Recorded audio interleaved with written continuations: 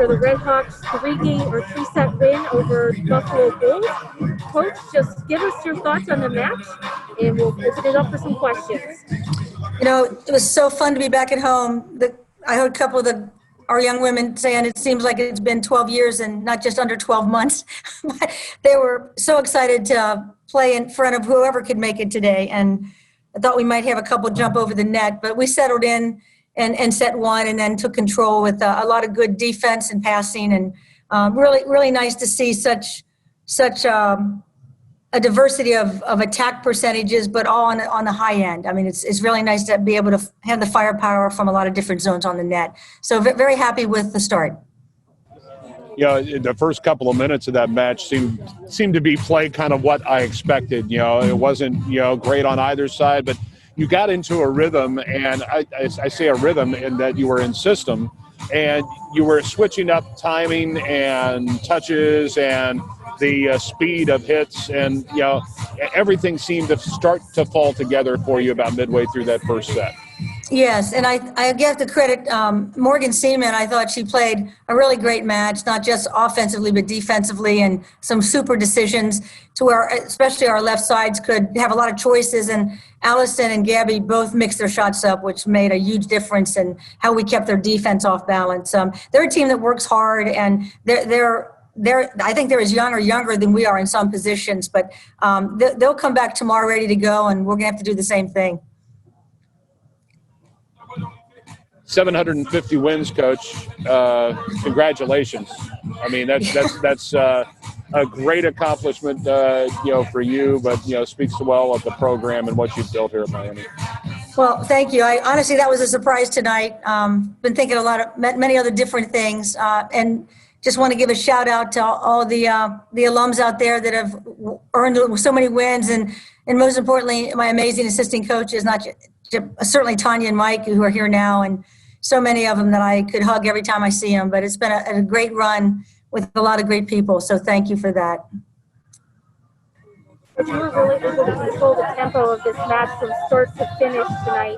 Talk a little bit about the energy that your kids brought to the floor, especially in this first match of the season.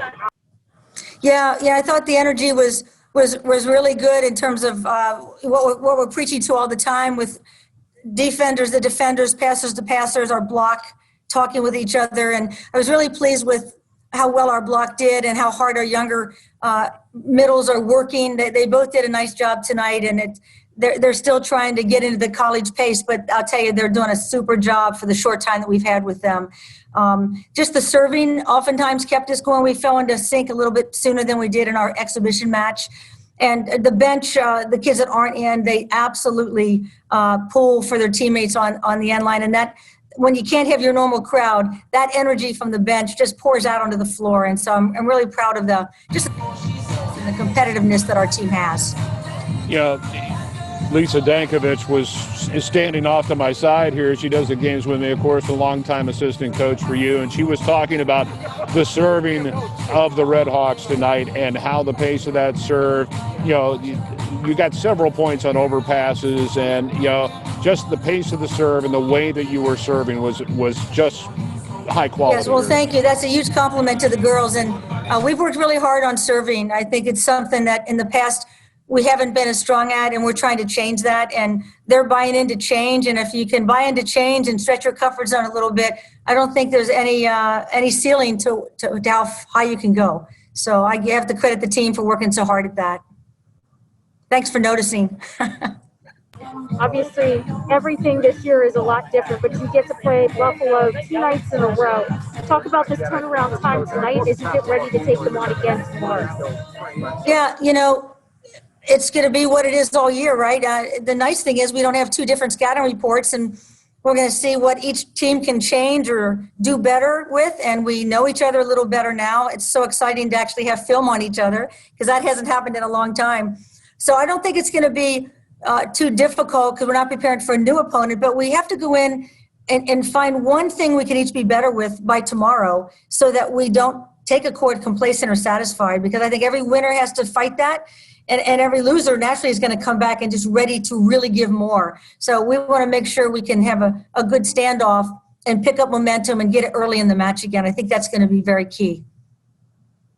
I did want to say one thing about the depth of our team, because you could see Sophie go in tonight, and Lindsay Taylor did a great job. I could move Avery to the middle as we need her to be there at different times, and that depth is really going to be, I think, a strength of what we do all year. I'm really proud of those players that went into the lineup just a little bit later, and other times it might be earlier, but they're always doing their best, and I think the depth is going to be a big deal.